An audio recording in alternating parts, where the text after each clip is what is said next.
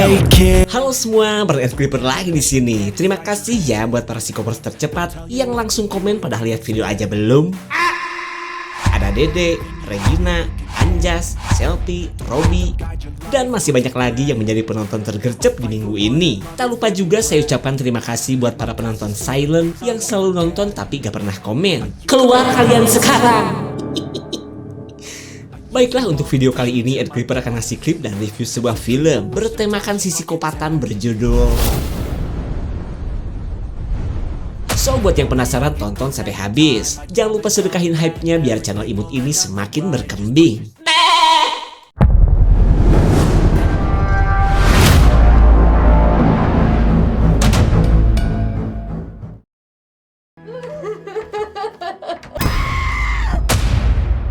Cerita berawal dari perjalanan para cibi-cibi haredang bernama Nancy dan Laurie yang sedang berhiking menggunakan setelan yang gak recommended. Karena demi terlihat gaul di hadapan pepohonan, mereka rela memakai pakaian kurang bahan tanpa memperdulikan keamanan. Mereka pun kini sedang berpacu dengan waktu untuk menyusul teman mereka yang sudah tiba lebih dulu di lokasi camping. Where is this place? Well, Nancy merasa mereka sedang tersesat karena bukannya tiba di lokasi, mereka malah menemukan hutan lagi. Namun mereka tidak punya pilihan selain melewati hutan ketika hari beranjak maghrib. Nancy memang sering jatuh akibat membawa tembolok yang sedikit mengurangi pandangannya. Dan tanpa ada yang sadar, seseorang yang misterius sedang memperhatikan mereka. what was that? How about that? Nancy yang terlalu takut jadi gak mau melanjutkan perjalanan dengan melewati hutan. Kemudian Laurie berusaha menenangkannya meskipun suara-suara seperti lemparan sesuatu terus mereka dengar.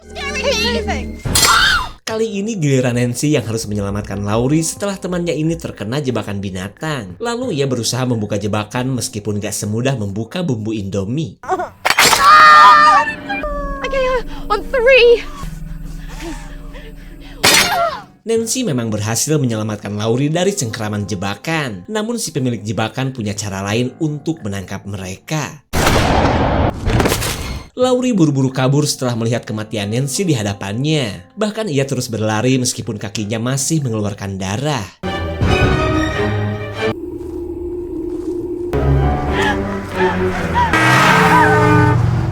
Laurie tidak tahu lagi harus kemana untuk mencari bantuan. Hingga makin lama ia pun memilih pasrah jika hidupnya harus berakhir di jalanan hutan.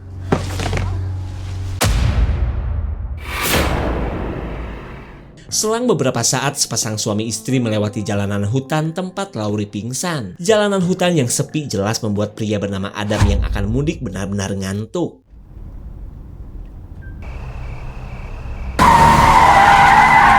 Adam merasa melihat sesuatu yang hampir saja ia lindas. Lanjut ia pun mengeceknya berharap itu bukanlah seorang manusia. Adam heran karena hanya menemukan darah di lokasi Laurie pingsan. Dan ternyata si sosok misterius sudah membawa Laurie yang masih dalam keadaan pingsan. What was it? Adam merasa yang tadi ia lihat itu adalah seekor binatang yang kini sudah kembali ke dalam hutan. Lalu ia bergegas melanjutkan perjalanan biar tiba di luar kota sebelum duhur. Masalah kembali muncul saat mobil mendadak mogok. Mereka pun bingung karena selain susah sinyal, mereka tidak melihat pengendara lain yang bisa dimintai bantuan. Siapa yang gak kaget oleh kedatangan seorang petani yang menawarkan bantuan kepada mereka? Lalu setelah berkenalan, ia memaksa agar diberi kesempatan untuk melihat mesin mobil Adam. He seems nice. Looks like a serial killer. I think you may need a... Pria bernama Frank ini katanya gak bisa memperbaiki mobil yang tadinya ia anggap sama dengan mesin traktor. Kemudian Frank menyarankan agar Adam dan sang istri mendatangi sebuah penginapan yang tak jauh dari lokasi mereka. Karena selain bisa beristirahat, di tempat itu Adam bisa menggunakan telepon untuk mendatangkan seorang mekanik. Dirasa itu cara yang terbaik, Adam dan sang istri akan mengikuti sarannya Frank. You take care now. Singkat cerita, mereka tiba di satu-satunya bangunan yang berada di kawasan hutan ini. Lanjut mereka pun mencari sang pemilik di tengah suasana penginapan yang begitu sepi. Mohon kesah kedap. I am not walking back to the car with all of this. Terribly sorry. Akhirnya mereka disambut si pemilik penginapan yang biasa dipanggil si Emma. Orangnya baik dan cenderung tahu agama, apalagi pas Adam nyebutin namanya yang seperti nabi pertama. Lalu setelah menceritakan apa yang terjadi, si Emma terlihat menyesal karena satu-satunya telepon yang ia punya sedang rusak. What about a room? Do you have anything available? £65 a night. Great. Singkat cerita, mereka akan menginap di tempat si Emma sampai mobil Adam berhasil diperbaiki. Si Emma pun katanya akan mendatangkan mekanik pribadinya yang tampan dan jago benerin segala macam mesin. Thank you, Mrs. Well, Nice.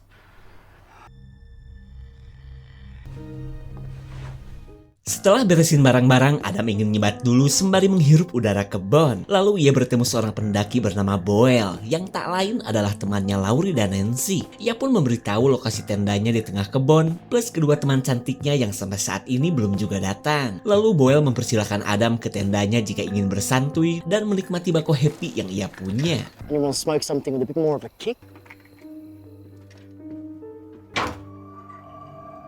Dikira kamar sang istri, Adam malah masuk ke kamar seorang gundik haredang simpanan pejabat pajak. Keberadaan wanita ini pun membuat Adam tahu bahwa keluarganya tidak sendirian di penginapan si Emma. No, he was hiking.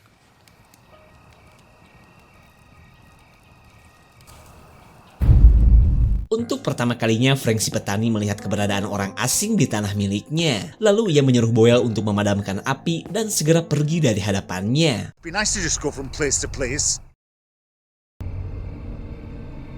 Selang beberapa saat kita beralih kepada Laurie yang sudah disekap si sosok misterius yang berjiwa psikopat. Terlihat Laurie pun ketakutan saat ditemui sang psikopat yang menginginkan sebelah tangan Laurie.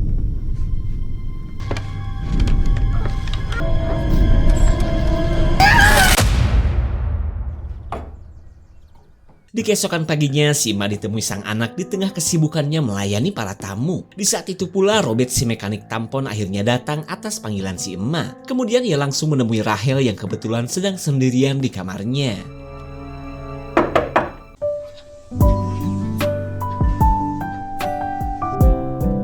The car. Setelah menyebutkan maksud kedatangannya, Robert menunggu kedatangan Adam yang akan mengantarkannya ke lokasi mobil. Selama itu pun Rachel menjamuni orang asing di tengah gelagat Robert yang ramah tapi penuh tanda tanya.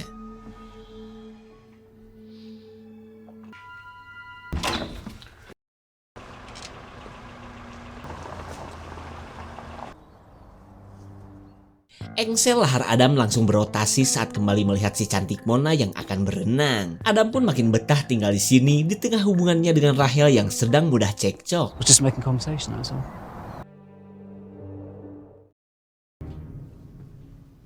Di malam harinya, kini giliran Rachel yang akan tebar pesona kepada Adam. Tapi ketika sedang sesi pemanasan, seseorang yang misterius sedang memperhatikan mereka. Oh my god.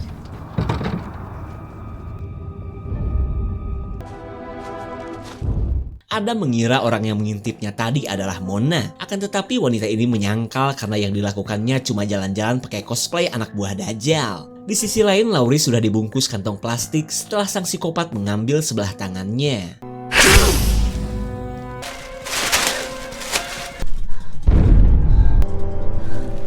Laurie tidak bisa berbuat banyak selain ngesot untuk kabur dari tempat sang psikopat. Namun ini bukanlah perkara mudah karena selain penuh luka, tempat kecil ini dalam keadaan terkunci.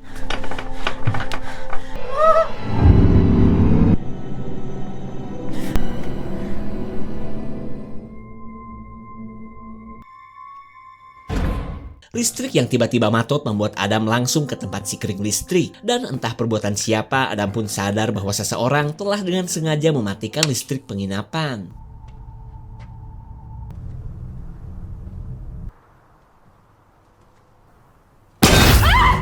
Adam tidak mengerti kenapa bisa ada orang seiseng ini. Padahal, sang pelaku sedang anteng memperhatikan mereka sejak tadi. Di keesokan paginya, si Emma sedang sibuk bercocok tanam sambil ditemani David si calon dokter. Tak lama kemudian, Rachel pun datang dan memberitahukan listrik kamarnya yang disabotase oleh seseorang. Kabar tersebut membuat si Emma heran karena dari dulu, genset dan sikring penginapan gak pernah ada masalah. Excuse me. Adam menemui Mona yang selalu tebar pesona kepadanya. Cuma yang bikin Adam ilfeel kewes hardang ini katanya ingin punya pasangan yang rela mati untuknya. Dan tanpa Adam sadari, Rahel sedang anteng melihat kelakuan suaminya. Sorry. I'll come. Just need to wash my hands. Robert berniat untuk cuci tangan di sela kesibukannya yang masih benerin mobil. Tapi tiba-tiba insiden tak terduga membuat Robert merasakan perhatian maksa dari Rahel.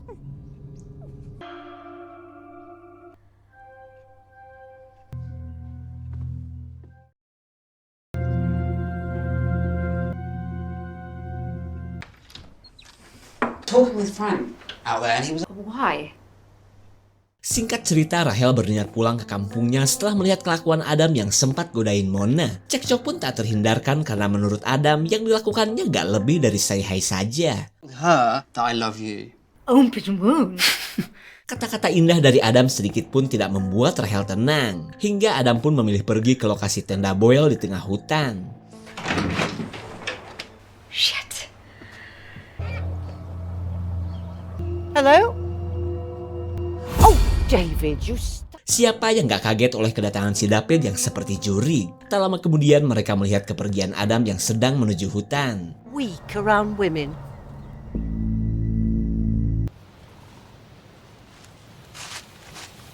Setelah cukup jauh berjalan, Adam tiba di lokasi tenda Boyle. Cuma ia heran karena tidak melihat keberadaan kenalannya itu. Boy, is that you?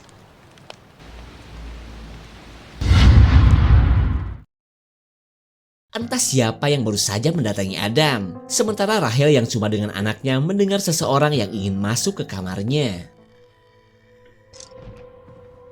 Dengan gelagat yang aneh, Robert memberitahu pekerjaannya memperbaiki mobil Adam sudah selesai. Dan itu berarti sudah saatnya Rahel memberikan upah kepada pria ini. Thanks, Robert. Setelah menerima duit, Robert katanya prihatin akan nasib Rahel yang ditinggal sendiri oleh Adam. Tapi bukannya merasa senang, Rahel malah ketakutan akan kepedulian Robert yang terlalu ikut campur urusan orang. Goodbye, Robert. What are you doing out here? Ternyata orang yang tadi adalah si Boyle yang menolak pergi dari hutan seperti keinginan Frank si petani. Terlebih sampai saat ini Boyle belum bertemu dengan Laurie dan Nancy yang entah berada di mana. Lalu setelah mendengar kegalauan Adam, mereka pun melakukan sesi curhat-curhatan sambil menikmati bako happy dengan mode sekenyot ewang. They're both flirting away with me. Sure, why not? So, where's the family? I hadn't thought of that. What was that? Mereka mendengar teriakan seseorang yang Boyle pikir itu adalah Frank. Lalu dengan membawa belati pramuka, Boyle katanya akan menakut-nakuti si petani yang tak pernah bercocok tanam itu.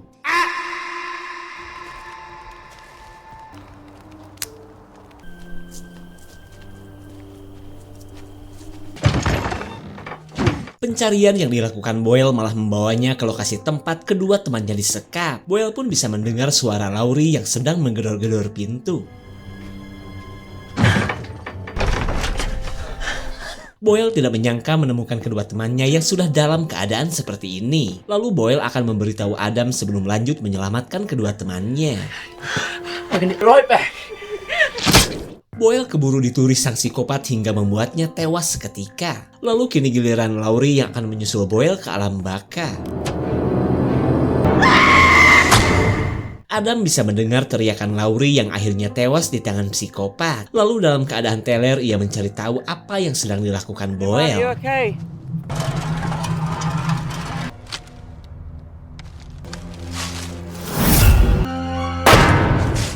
Rupanya Frank sudah lebih dulu dihabisi oleh sosok psikopat. Lalu kini giliran Mona si manusia air yang menjadi sasaran kebrutalan sang psikopat.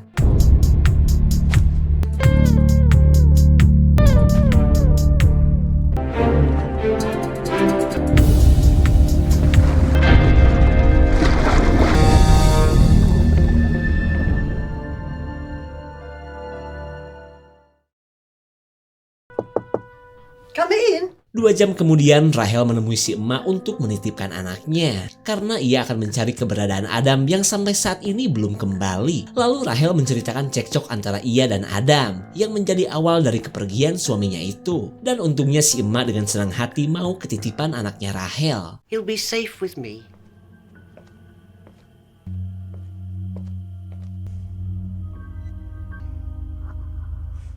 Kini giliran Adam yang berada di tempat penyekapan. Di saat itu pula Rahel menemukan cincin sang suami di tempat kemahnya Boel.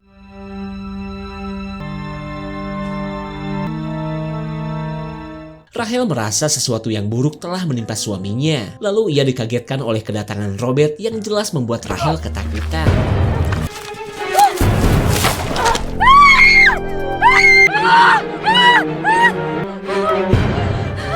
Setelah bermake upkan darah, Rahel kabur ke penginapan yang entah kenapa jadi sepi. Lalu ia mencari si emak, terutama keberadaan anak bayinya.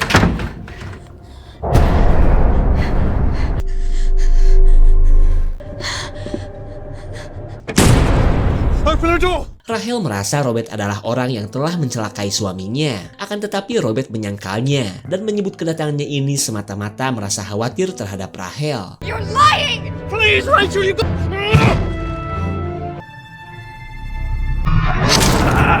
Rahel langsung kabur setelah psikopat menggunting kabel di kakinya Robert. Di saat itu pula sang psikopat terus mengejar Rahel yang kini semakin terpojok.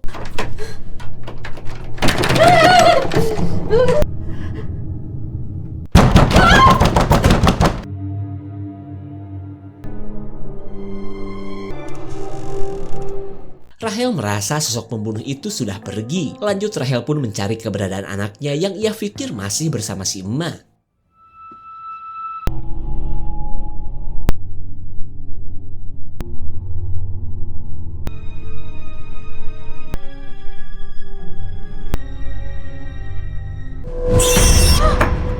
Selain menemukan kerangka manusia, Rahel mendengar kedatangan sang psikopat yang ternyata adalah si emak. Sementara kerangka yang ditemukan Rahel itu tak lain adalah kerangkanya David. Rest, David. Rahel akhirnya mengerti David yang selalu dikatakan si emak sebenarnya sudah meninggoy. Sementara David yang kita lihat tadi adalah halusinasinya si emak yang selalu menganggap anaknya masih hidup. Lalu ketika si emak sudah pergi, Rahel kembali mencari anaknya yang sudah pasti disembunyikan wanita tua itu. Alfie! Mustn't blaspheme. Si emak dengan santuinya berkata bahwa anaknya Rahel sedang bersama David. He's with David. Oh, you're away. Rahel sudah muak dengan halusinasi wanita ini yang menganggap David sedang bersama mereka. Lalu ia berusaha menyadarkan si emak bahwa David sudah meninggoy. Why would you say a thing like that? Jadi gini guys, 10 tahun yang lalu adalah masa-masa sulit bagi si emak saat menyaksikan kematian David akibat bundir. Dimana semua ini karena David tidak mampu menjadi seorang dokter seperti harapan si emak. Tak lama kemudian Rahel merasa bahwa anaknya berada di gudang yang merupakan tempat penyekapan Adam.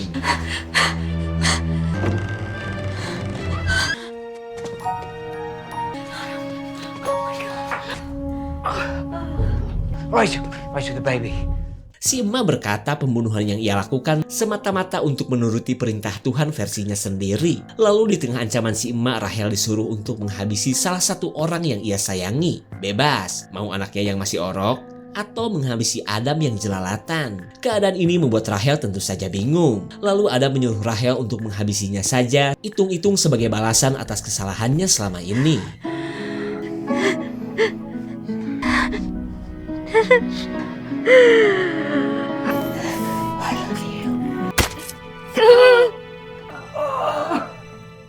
Setelah menuruti perintah si emak, Rahel bergegas pergi dengan membawa anaknya. Lanjut, ia pun akan kabur menggunakan mobil yang kuncinya sudah diambil oleh si emak. Si emak ternyata tidak akan membiarkan Rahel dan anaknya kabur begitu saja. Bahkan, si emak akan ngebarbeque mereka hidup-hidup.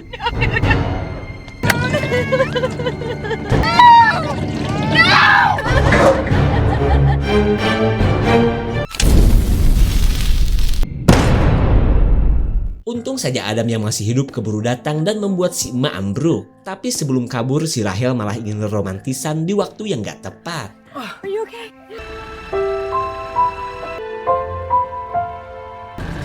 Rachel.